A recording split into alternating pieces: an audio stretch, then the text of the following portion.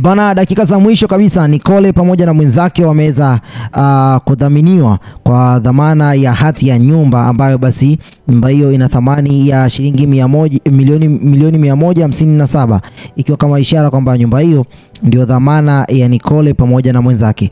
Sasa kupitia ukurasa wa kwake Nicole aliweza kuchapisha chapisho ambalo lilikuwa kidogo limeleta utata, na watu wengi wakawa wanajiuliza inawezekana vipi Nicole aweze kuchapisha na huku akiwa bado yuko rumande. Sasa baada ya hapo basi maswali mengi yalivyokuwa pale, basi mwisho wa siku watu wengi wakaja basi kuja kugundua kwamba Nicole tayari ameshatolewa na kwa dhamana ya hati ya nyumba ya milioni 157.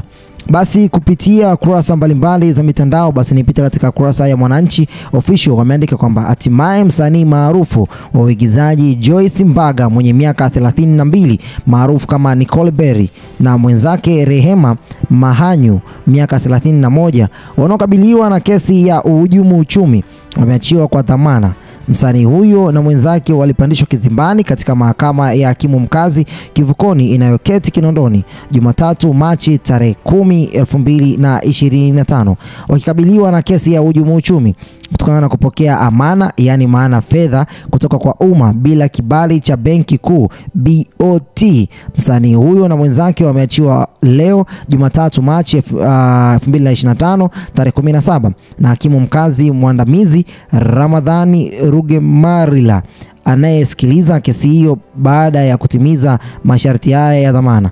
Nicole amedhaminiwa kwa hati ya nyumba yenye thamani ya shilingi milioni 100 iliyotolewa na mmoja wa wadhamini wake ambao hata hivyo majina yao hayajafahamika. Mwenzake Rehema kwa upande wake amedhaminiwa na Ramadhan Juma pamoja na Joyce Isdon pamoja na hati ya nyumba yenye thamani ya shilingi milioni 57. Bana, mimi naweza nikasema kwamba hichi ni kitu ambacho watu wengi walikuwa wanatamani kabisa kujua kwamba Nicole itafika vipi jambo lake litafika mpaka wapi. Jambo kama unavyoona ni hati ya nyumba ambayo basi imeweza kutolewa kwa ajili ya kuweza basi kuwadhamini watu wao, sababu kujaribu kuangalia Rehema ameweza kudhaminiwa na hati ya nyumba yenye thamani ya shilingi milioni 57, huku Nicole akiwa amedhaminiwa kwa dhamana ya hati ya nyumba yenye thamani ya shilingi milioni 100 ambayo imetolewa na mmoja wa wadhamini wake, lakini bado mdhamini huyo hajataka kuweza kujulikana na majina yao yameweza kuhifadhiwa, ikiwa ni kwamba ni siri ya sirini. Mimi nafikiri kwamba mpaka kwa hivi sasa ni jambo la kushangaza kwake Nicole. Je, hataweza kulipa pesa hizo zote? Kwa sababu dhamana tayari imeshatolewa na watu wengi walikuwa wanasema kwamba akishapewa dhamana ndipo ataweza kulipa yale ambayo basi alikuwepo anadaiwa. Ngoja tuone kutoka kwenye vyanzo vyake kama ataweza kutimiza haya ambayo basi watu wengi basi wametamani kujua kwamba atafanikisha jambo hili au la. Na watu wengi zaidi basi wamezidi basi kufuatilia jambo hili kwa kina kutaka kujua mwisho wake ni upi na wapi atakapoishia Nicole. Vipi kuhusiana na wale ambao walikuwa wanamdai, pesa zao zitalipwa lini?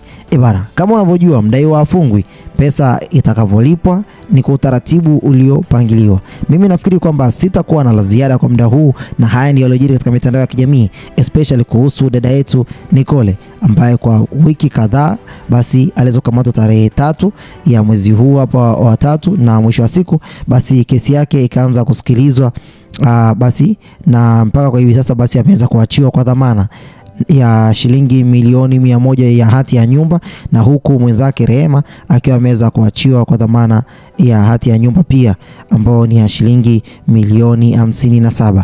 Sitakuwa na la ziada kwa muda huu. Ni Harmonize News.